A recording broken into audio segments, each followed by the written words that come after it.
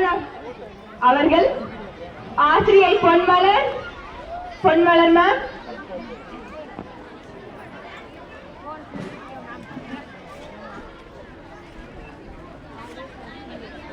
ஆசிரியை லட்சுமி அவர்கள், ஆசிரியை ரம்யா அவர்கள். கண்டிப்பு என்ற தலைப்பில் ஆசிரியை மௌலிகா அவர்கள், ஆசிரியை சசிகலா அவர்கள், ஆசிரியை கஸ்தூரி அவர்கள் மற்றும் ஆசிரியை உமாவதி அவர்கள் மற்றும் ஆசிரியர் மோகன் அவர்கள். அவையோர் அனைவருக்கும் எனது அன்பான வணக்கங்கள். இன்றைய தலைப்பு குழந்தைகளின் முன்னேற்றத்திற்கு உறுதுணையாக இருப்பது கனிவா கண்டிப்பா. இப்பட்டிமன்றத்தில் பேச வந்திருக்கும் அனைத்து ஆசிரியர்களுக்கும் எனது வாழ்த்துக்களை தெரிவித்துக் கொள்கிறேன். பட்டிமன்றத்து பாங்கறிந்து பேசுமின், பட்டிமன்றத்து பாங்கறிந்து பேசுங்கள். பட்டிமன்றத்தில் பேசுகின்றேன் என்று இருவரும் சண்டையிட்டுக் கொள்ளக்கூடாது. பட்டிமன்ற பாங்கறிந்து பேசுமின். முதலில் குழந்தைகளின் வளர்ச்சிக்கு உறுதுணையாக இருப்பது கனிவே என்று பேசுவதற்கு, கனிவாக பேசுவதற்கு திருமதி ரம்யா அவர்களை அன்போடு அழைக்கிறேன். அனைவருக்கும் என் இனிய காலை வணக்கம். குழந்தைகளின் முன்னேற்றத்துக்கு பெரிதும் தேவை கனிவா கண்டிப்பா. இதில் கனிவே என்று நான் பணிவோடு பேச வந்துள்ளேன். இனிய உணவாக இன்னாத கூறல் கனியிருப்ப காய் கவர்ந்தற்று. அருமையான திருக்குறள். இதோட அர்த்தம் என்ன? கனி இருக்கும் போது காய் எதுக்கு? கனிவுன்னு காந்த மாதிரி நம்மளை கவர்ந்து இழுக்கக்கூடிய ஒரு வார்த்தை இருக்கும் போது கண்டிப்பு எதுக்கு? கண்டிப்புங்கிறது வெறும் கண்டிப்பு இல்லைங்க, அது தண்டிப்பு. நடுவர் அவர்களே, இனிய சொற்களை பேசி கனிவோடு வழிநடத்தப்படும் குழந்தைகள் வாழ்வில் தரமானவர்களாகவும் உயர்வானவர்களாகவும் வருவாங்க. அது மட்டும் இல்லைங்க, அவங்கதான் மற்றவங்க கிட்டையும் கனிவாகவும் அன்பாகவும் நடந்துப்பாங்க. இதே கண்டிச்சு திட்டி வளர்க்கப்படுற குழந்தைங்களை பாருங்க, பார்க்கவே முடியாதுங்க. எப்ப பார்த்தாலும் சண்டைக்காரங்க மாதிரியே இருப்பாங்க. யாருதான் மாட்டுவாங்க, நம்ம வாங்கின திட்டம் யாருக்கு திருப்பி கொடுக்கலாமே காத்துட்டு இருப்பான். நடுவரவர்களே, நம்ம இருந்த காலகட்டத்துல 90s kids நமக்கு சிறிது கண்டிப்பு இருந்தது. ஆனா அது நம்மள எந்த விதத்திலையும் பாதிக்கல. ஏன்னா நம்ம சந்தோஷமா இருந்தோம், எந்த மன அழுத்தத்திலையும் இல்ல. இப்போ நம்ம 2K kids பாருங்க, அவங்களுக்கு ஏற்கனவே பல மன அழுத்தம் பிரச்சனை. எப்படின்னு கேக்குறீங்களா? 7ஆம் கிளாஸ் படிக்கும் போதே என்ட்ரன்ஸ் எக்ஸாம் கோச்சிங்க்கு ப்ரிப்பேர் பண்ணணும், நீட் எக்ஸாமுக்கு ப்ரிப்பேர் பண்ணணும், வீட்டுக்கு வந்தா டியூஷன் போகணும், மாசம் எக்ஸாம் வச்சிடுறாங்க. எக்ஸாம் முடிஞ்சு சந்தோஷமா இருக்க முடியாது. உடனே பேரண்ட்ஸ் மீட்டிங், பேரண்ட்ஸ் போயிட்டு டீச்சர் போயிட்டு பாவம் நம்ம குழந்தைங்க கிட்ட வச்சு கேள்வி கேட்பாங்க. இப்படி டெய்லியும் அவங்களுக்கு ஏகப்பட்ட பிரச்சனை சவால். இந்த நிலையில ஏற்கனவே மன அழுத்தத்துல இருக்காங்க. நம்ம வாயிலிருந்து வர ஒவ்வொரு இனிய சொற்களையும் ஏறி போல் பற்றி கொண்டு ஏறி செல்ல என் கண்மணிகள் காத்து கொண்டிருக்கும் போது கண்டிப்பை கைவிடுங்கள், கனிவை கையில் எடுங்கள். கனிவுடன் கற்ற கல்வி காலத்துக்கும் நிலைத்து நிற்கும். கண்டிப்போடு கற்ற கல்வி காலப்போக்கில் காணாமல் போய்விடும். நடுகிறவர்களே, இறுதியா சொல்றேன், கண்டிப்பு அப்படிங்கிறது ஃபயர் மாதிரி எல்லாரையும் அழிச்சிடும். கனிவுங்கிறது ஃப்ளவர் மாதிரி பார்க்கறதுக்கும் அழகா இருக்கும், நல்ல நன்மையும் தரும். கனிவை சிறந்தது என்று கூறி அனைவருக்கும் என் பொங்கல் நல்வாழ்த்துக்களையும் கூறி விடைபெறுகிறேன். நன்றி. அருமை அருமை. கனிவு என்பது காந்தம் என்றும் மகிழ்ச்சி என்றும் பல வண்ண மலர்கள் என்றும் மகிழ்வாக கூறிய ரம்யாவுக்கு நன்றி. அதனைத் தொடர்ந்து குழந்தைகளின் முன்னேற்றத்திற்கு உறுதுணையாக இருப்பது கண்டிப்பே என்னும் தலைப்பில் திரு மோகன் அவர்கள் பேசுவதற்கு அன்போடு அழைக்கிறேன். அனைவருக்கும் இனிய மதிய வணக்கம். சகோதரி ரம்யா பேசினாங்க, கனிவு தான் சிறந்தது. அவங்க எல்லாருமே கண்டிப்பான டீச்சர்ஸ். எப்படி கனிவை பற்றி சொல்லலாம்னு தெரியல. அந்த சைடு கனிவுல உட்காந்து டீச்சர்ஸ் எல்லாமே கண்டிப்பான டீச்சர்ஸ். அது எப்படி கனிவை பற்றி பேசினாலும் எனக்கு தெரியல. சரி, ஏதோ ப்ரிப்பேர் பண்ணிட்டு வந்திருக்கிறாங்க, பேசட்டும். ஆமா சார், அவங்க ப்ரிப்பேர் பண்ணிருக்காங்க. நீங்க ப்ரிப்பேர் பண்ணாம அருமையா பேசுங்க சார். அருமை.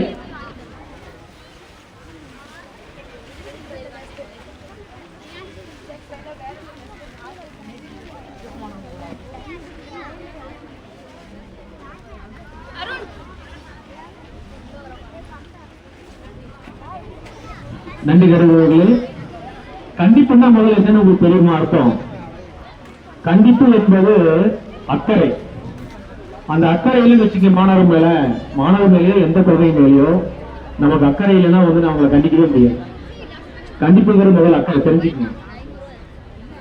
நீங்க வந்து கனிவா பேசுறீங்கன்னா குழந்தைங்க கேட்கவே மாட்டாங்க. அதுவும் ஸ்டூடெண்ட்ஸ் கண்டிப்பா கேட்க மாட்டாங்க, மாணவர்கள் கேட்கவே மாட்டாங்க. நீங்க வந்து கண்டிப்பை யூஸ் பண்ணாதான் கேட்பாங்க. அதாவது கண்டிப்புனா சில பேர் தவறான ஒரு அர்த்தத்தை எடுத்துருக்காங்க. கண்டிப்புனா கண்டிப்பு தண்டனை எடுத்துக்காங்க. கண்டிப்பா தண்டனை இல்லை. கண்டிப்புங்கிற வந்து அக்கறை அல்லது உரிமை நீங்க எடுத்துக்கலாம்.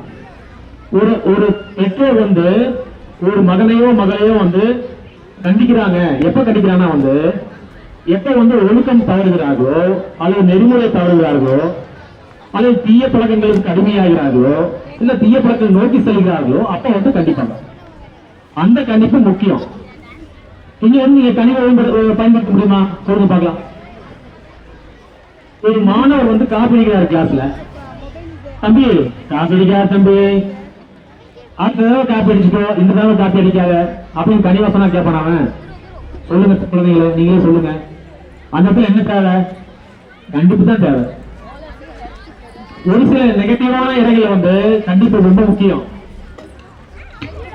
ஒரு குரல் சொல்றேன் பாருங்க, திருவள்ளுவரே சொல்லியிருக்காரு, அஞ்சுவது அஞ்சாமை பேதமை, அஞ்சுவது அஞ்சல் அறிவார் தொழில் அப்படின்னு சொல்லியிருக்காரு. அஞ்சுவது அஞ்சாமை பேதமை.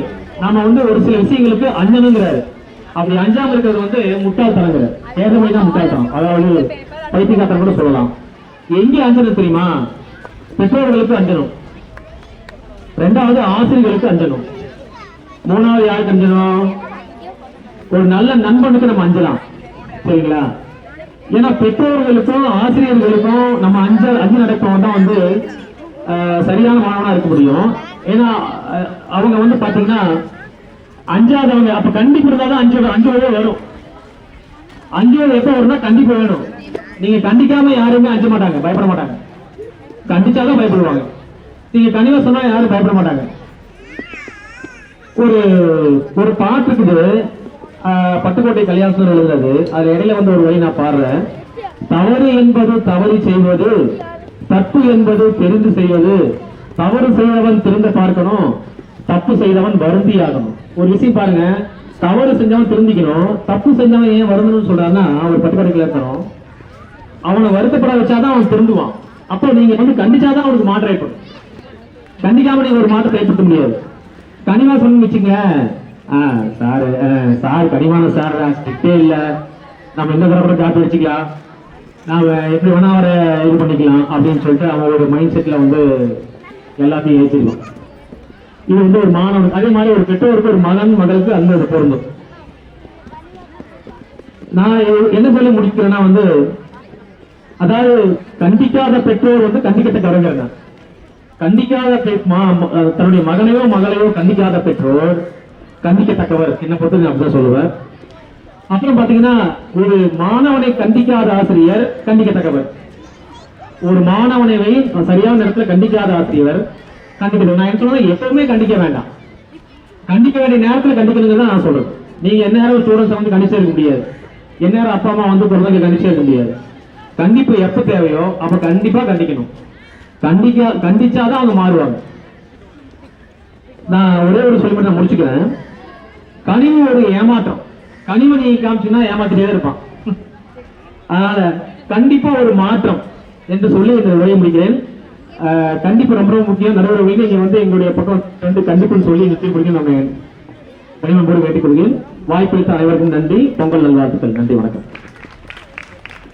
ஐயா, கண்டிப்பு என்ற தலைப்பில் பேச வந்தது சரி, என்னைய கண்டிச்சு கரெக்டா கண்டிப்பா முடிவு சொல்லிருமா அப்படின்னு சொல்றீங்களே ஐயா, அதான் ரொம்ப பயமா இருக்கு பாக்குறதுக்கே. அதுக்கு முன்னாடி ஐயா பேசினாரு, கண்டிப்பு என்பது கண்டிப்பு அல்ல அக்கறை என்று அருமையான விளக்கம் சொன்னாரு. அவரை தொடர்ந்து கனிவு என்னும் தலைப்பில் பேசுவதற்காக திருமதி லட்சுமி அவர்களை அன்போடு அழைக்கிறேன்.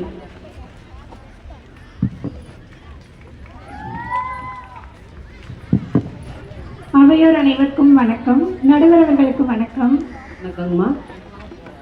குழந்தைகளின் வளர்ச்சிக்கு கனிவு தான் முக்கியம் அப்படின்னு நான் பேச வந்திருக்கிறேன்.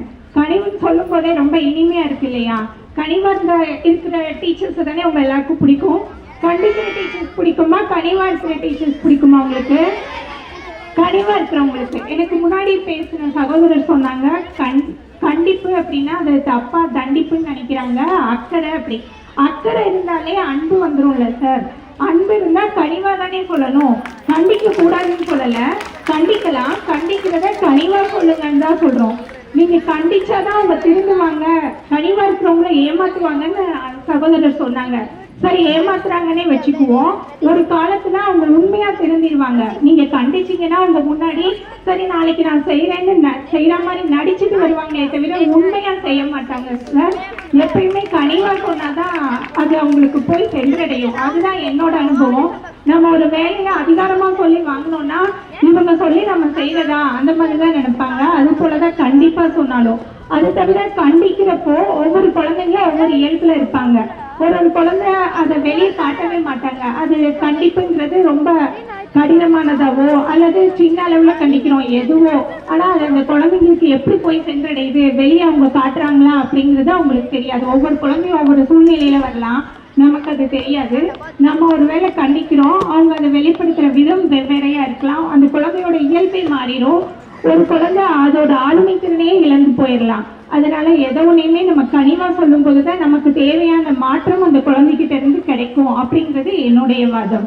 அது போக நம்ம கண்டிக்கும் போது நம்ம ஒரு கோபத்துல நம்முடைய வேலை பழுல ஏதோ ஒன்று செய்ய வச்சிடலாம், அல்லது அவங்க கிட்ட ஏதோ ஒரு சொல்லிடுவோம். அது வல்லவன் சொல்ற குரல் போல தீயினால் சுட்டப்பும் உள்ளாரும் ஆறாதே நாவினால் சுட்ட வடு அப்படிங்கிற மாதிரி அந்த குழந்தை அதை வந்து ஒரு வருடம் இல்ல அடுத்த வருட பள்ளி படிப்பை முடிச்சாலும் மனசுல வச்சுட்டே இருக்கலாம். அன்னைக்கு இப்படி சொல்லிட்டாங்களே அந்த டீச்சர் நம்ம அதுக்கு தகுதியே இல்லையா, நமக்கு எதுவும் செய்ய தெரியாதா, அந்த மாதிரி யோசிச்சு உள்ளுக்குள்ளேயே வருந்தி அவங்களோட செயல்திறனையே இழந்து போகிறதுக்கும் வாய்ப்பு இருக்குது. அது போக நம்ம பேசுறது வந்து குழந்தைகளோட வளர்ச்சிக்கானது. ஒரு சூழ்நிலை காரணமா, ஒரு உதாரணத்துக்கு சொல்றேன், சூழ்நிலை காரணமா பெரிய தவறுகள் செய்து போதாத குழந்தைங்களுக்கு கூட அரசாங்கத்திலே என்ன பெயர் வச்சிருக்காங்கன்னா சிறைச்சாலைன்னு பெயர் வைக்கல, சிறுவர் கூர்நோக்கு இல்லம் அல்லது சிறுவர் சீர்திருத்த பள்ளி அப்படின்னு தான் வச்சிருக்கிறாங்க. சிறைச்சாலைங்கிறது பெரியவங்க செய்யற தவறுகளுக்கான ஒரு இடமா தான் இருக்கு. அப்ப குழந்தைகளை நம்ம வந்து எப்பயுமே நம்ம கனிவோட சொல்லணும். அது மட்டும் இல்ல, ஆசிரியர் அப்படின்னாலே ஆசு இரியர், ஆசு குற்றங்களை களைபவர், இரியர்னா குற்றங்களை கண்டிப்பவர்னோ தண்டிப்பவர்னோ பொருள் கொடுக்கல. ஆசிரியர்னாலே குற்றங்களை களைபவர். அதை கனிவா சொல்லி கலைஞ்சாலே குழந்தைகள் வந்து நல்ல தன்மையோட வளர்வாங்க, பண்போட வளர்வாங்க. அது மட்டும் இல்லாம கனிவு அப்படிங்கிற வார்த்தை நல்ல நேர்மறையான வார்த்தை. கண்டிப்பு சொல்லி பாருங்க, எதிர்மறையான வார்த்தை. நடுவர்களே எதிர்மறையான ஒரு செயலுக்காக 4 பேர் ஒற்றுமையா அணி திரண்டி வந்திருக்கிறாங்க. அதனால நேர்மறையான தலைப்பு எங்களோடது கனிவு. அது உண்மையாவே நேர்மறையான செயல். அதனால எங்களுக்கே தீர்ப்பு வழங்குமாறு கனிவோடு கேட்டுக்கிறேன். நன்றி, வணக்கம். அருமையா. இங்க சிறைச்சாலை என்ற உடனே எனக்கு ஞாபகத்துக்கு வருகிறது, மணிமேகலையில் கூட தண்டனை கொடுப்பதை வந்து அறச்சாலை என்றுதான் சொல்லுவார்கள். சிறைச்சாலை அல்ல, அது அறச்சாலை. நீங்கள் வாதம் செய்வது கூட விவாதம் செய்யாமல் கனிவோடு பேசும்போது எனக்கு கூட பயம் இல்லை. அப்பா நம்ம எதை வேணாலும் சொல்லலாம், இவங்க எதுவுமே செய்ய மாட்டாங்க, அது என்னுடைய மனநிலை. அதனால நான் சொல்றேன். அவரை தொடர்ந்து குழந்தைகளின் வளர்ச்சிக்கு முன்னேற்றமே என பேசுவதற்காக திருமதி சசிகலாவை அன்புடன் அழைக்கிறேன்.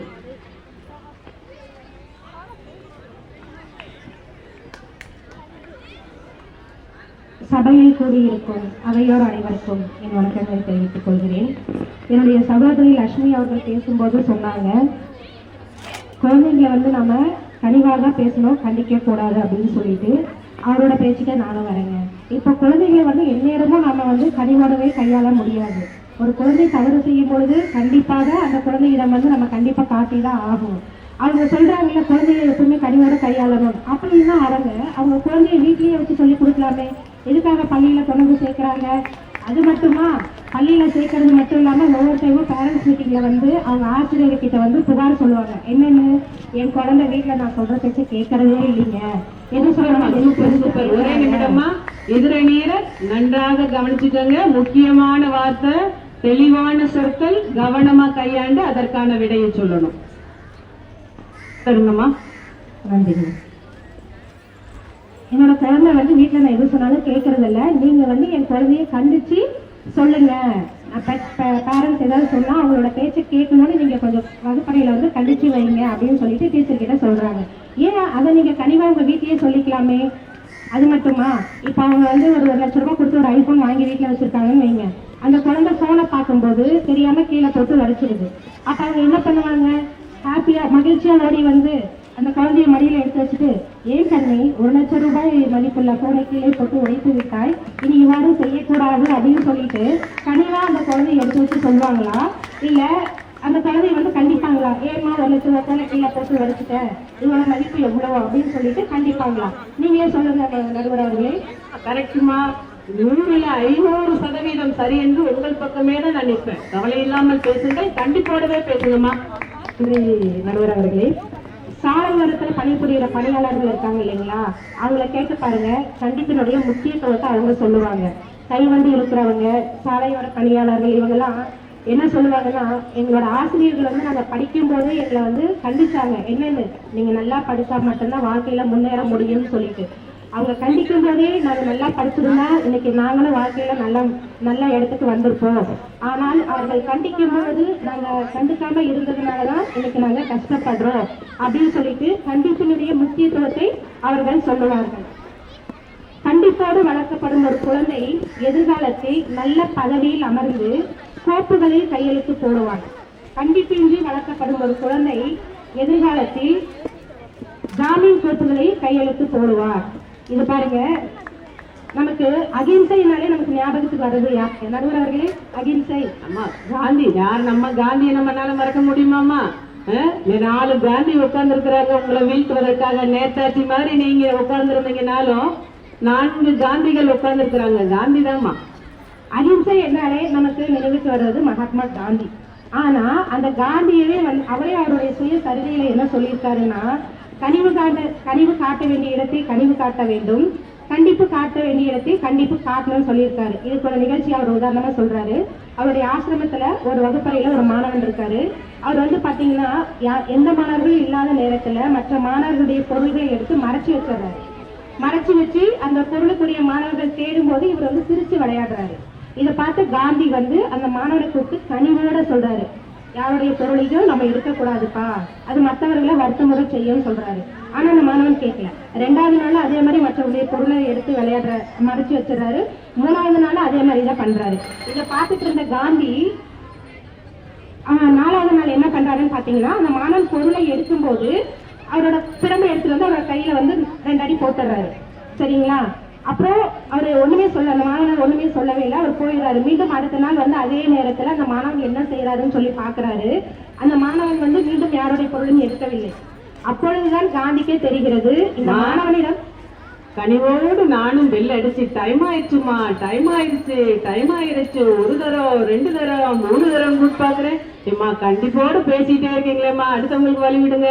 நான் சொல்ல வேண்டிய கருத்தை சொல்லிடுறேன். இது எதுக்காகன்னா, அகிம்சை வழியை பின்பற்றின அந்த மகாத்மா காந்தியே சொல்றாரு, மாணவர்களை கண்டிக்க வேண்டிய இடத்தை கண்டித்துதான் ஆக வேண்டும், அவருடைய தவறை திருத்துவதற்கு கண்டிப்பாக கண்டித்துதான் ஆக வேண்டும்ங்கிறது மீண்டும் என்னுடைய கருத்தை நான் பதிவு செய்கிறேன்.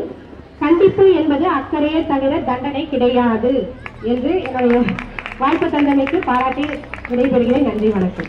நன்றிங்கம்மா, நிறைய நேரம் எடுத்துட்டாங்க. அடுத்து கனிவு என்ற தலைப்பில் திருமதி பொன்மலர் அவர்களை அன்போடு அழைக்கிறேன். அவையோர் அனைவருக்கும் வணக்கம். அல்லவை தேய நலம் பெருகும், நல்லவை நாடி இனிய தொழில். திருக்குறளை ஆரம்பித்து எனது உரையை ஆரம்பிக்கிறேன். சகோதரர் ஐயா சொன்னாரு, கண்டிப்புனா அது அக்கறைன்னு.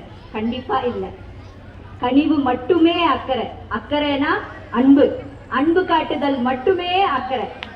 அப்புறம் அவர் சொன்னாரு காப்பி அடிக்கிறதுன்னு. அன்பு காட்டியிருந்தீங்கன்னா அந்த இடத்துல தவறே நேராதுங்கிறது தான் என்னோட வாதம். நீங்க தப்பு செஞ்சதுக்கு அப்புறம் கண்டிக்கிறத பத்தி பேச வரீங்க, நான் கனிவோட இருந்தா தப்பே நடக்காதுன்றத பேச வரேன். அருமைமா, அருமை. அப்புறம் காந்தியடிகளை பத்தி நம்ம சகோதரி சொன்னாங்க, அவர் கண்டிப்புன்னு சொல்லி மாணவர்களை கண்டிக்க சொன்னாரு அப்படின்னா அவர் வந்து அகிம்சையை தேர்ந்தெடுத்திருக்க மாட்டாரு, தீவிரவாதத்தையோ இல்ல வன்முறையோ தேர்ந்தெடுத்திருக்கலாமே. அவர் கண்டிக்கப்பட்டதுனால்தான் அகிம்சையோட அருமை அவருக்கு தெரிஞ்சது. அதனாலதான் அவர் அகிம்சையை தேர்ந்தெடுத்திருக்கிறாரு. அதே மாதிரி உங்க எல்லாருக்கும் தெரியும் ஹிட்லர் இல்லையா? அவர் எவ்வளவு கொடுங்கோலன்னு தெரியும். அதுக்கு காரணம் என்னன்னு தெரியுமா? அவரோட தந்தை. அவர் கண்டிப்பா இருந்ததுனால மட்டும்தான் அவர் அவ்வளவு ஒரு கொடுங்கோலன் ஆனார். அதனால நான் என்ன சொல்லுறேன்னா, கனிவா இருந்தீங்கன்னா கண்டிப்பா குழந்தைகள்கிட்ட மாற்றம் தெரியும்.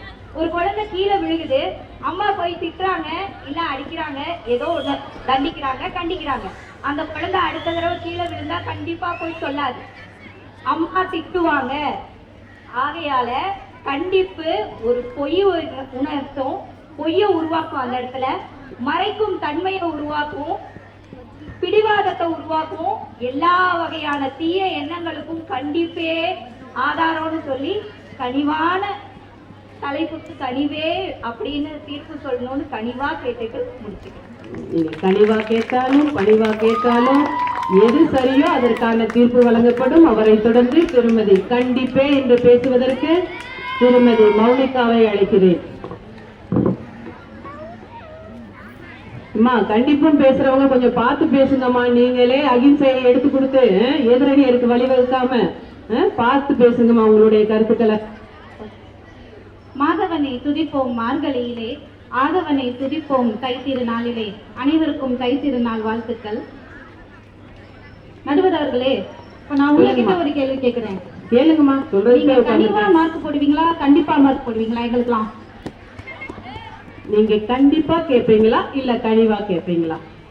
என்கிட்ட கேட்கும் போது நான் தலைப்பை பத்தி கேட்கல, நடுவர்ன்ற முறையில நீங்க என்கிட்ட கேட்கும் போது கனிவா கேட்பீங்களா இல்ல கண்டிப்பா கேட்பீங்களா? நாங்க உங்கள்கிட்ட எப்படி கேட்க முடியும்?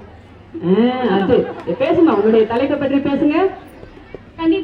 கண்டிப்பை பத்தி இப்ப பேசலாம். பெற்றோரின் கண்டிப்பு அப்படின்றது என்னதுன்னா, இந்த உலகத்துல தன்னை மாதிரி தன் குழந்தை வந்து ஏமாந்துடக்கூடாது அப்படிங்கிற நினைக்கிற பெற்றோர்கள் எப்பவுமே கொஞ்சம் கண்டிப்பா தான் இருப்பாங்க. அவங்க வந்து அதிகமான கனிவை வந்து குழந்தைகள்கிட்ட காட்ட மாட்டாங்க. இப்ப தந்தையின் கண்டிப்பு அப்படின்றது எப்படி பட்டதுன்னு பாத்தீங்கன்னா, நம் வாழ்க்கையின் மிக முன்னேற்றத்திற்கு மிகவும்